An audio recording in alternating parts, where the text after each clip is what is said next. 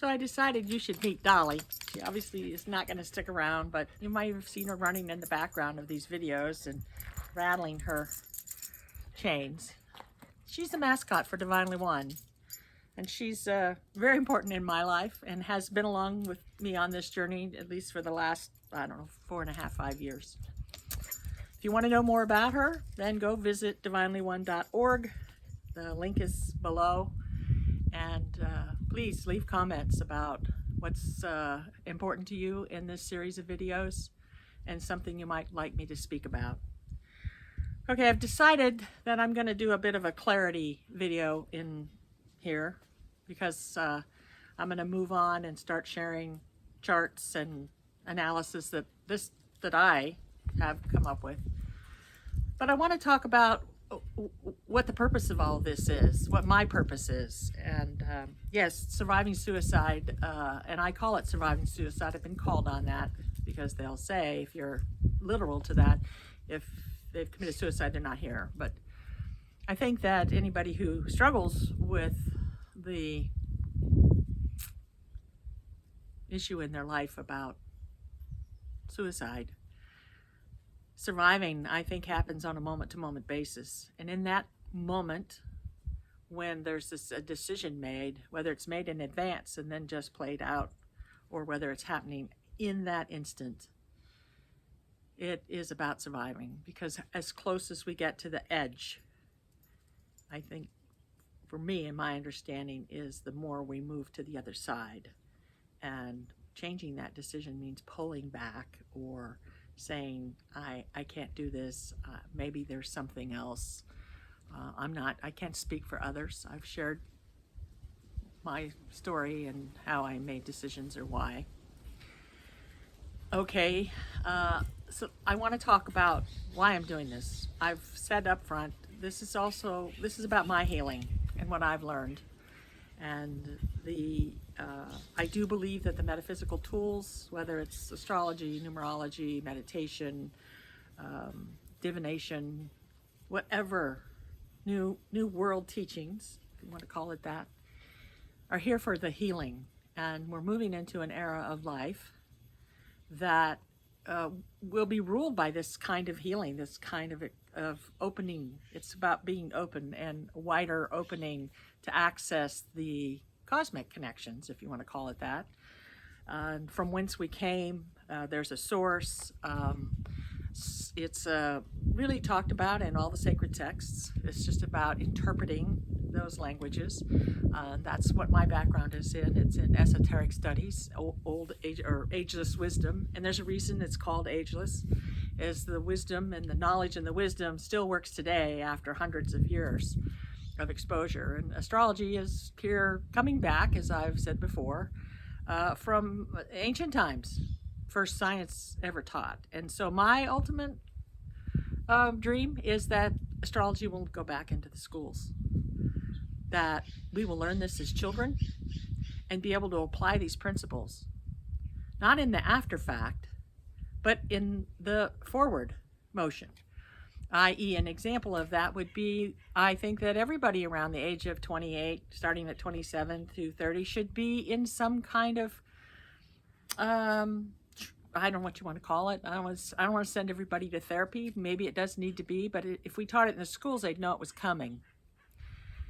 These cycles of life are very important, and to have a tool that, again, as I've said many times, is this shall pass too, and here's a date, and kind of telling us in the areas of what part of our life this would be happening and what might be happening. So we know where to look and who to seek out and what to let go of and how to move on.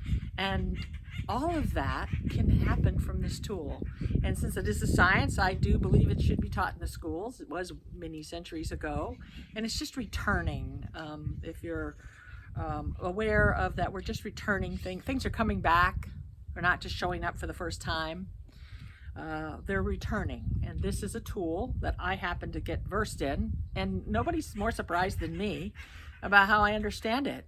And you know, people who are around me and people who don't want to be around me anymore, it's because I talk, it's my first language, because I can see it. That's just something that I I don't want to say I acquired. I think it came here with me, and now I'm like, oh, okay, now I need to do something with it. Anyway, I wanted to make some clarity, and the clarity is that my purpose in this is for my own healing, to bring forth some new thought material about how we can use metaphysical tools. And I hope in my life here, I will see this back in the schools, and I'm ready, willing, and able to be a participant in that. So if there's a teacher or a principal or a superintendent or someone that puts curriculum in the education system and understands what I'm saying, call me. I'll be there. And that's why I invite you to visit the website that's linked below, divinelyone.org. And I encourage you to subscribe to my channel, or this channel. I never think of me, my. I do this as us and we. And to visit and see some of the work that Divinely One does. And there will be other playlists. I have a list of topics that I've worked on over the years that I want to present. And some of those, just quickly, would be around the generations and our roles right now in the humanity. They are different, and they need to maybe be understood a little differently. Maybe we could be more respectful of the generations.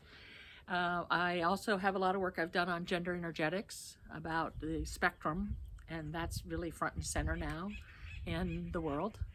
And the metaphysical tools help kind of describe that. And I've put together some programs. I also would like to put some educational things together for the children, because they really get this. It's natural for them in their planetary. So I just wanted to take a short video here and talk about the intention of this playlist. And the intention is to create support for a very challenging, a very in-depth, and very sad, many times sad, loss that we have for people who need some help because they're not heard, or we don't talk, or whatever that subject or issue is. And I think it's not just about us and those of us who struggle with this. It is about humanity as a whole. We're all responsible for some kind of response to support those of us who struggle with staying on the planet. So the other piece I want to add to this is what I've also discovered in my research. It's not just about suicide that these critical life cycles bring up. And I am going to do some video work on the fact that during these critical life cycles, there are also times when people choose to commit violent crimes, and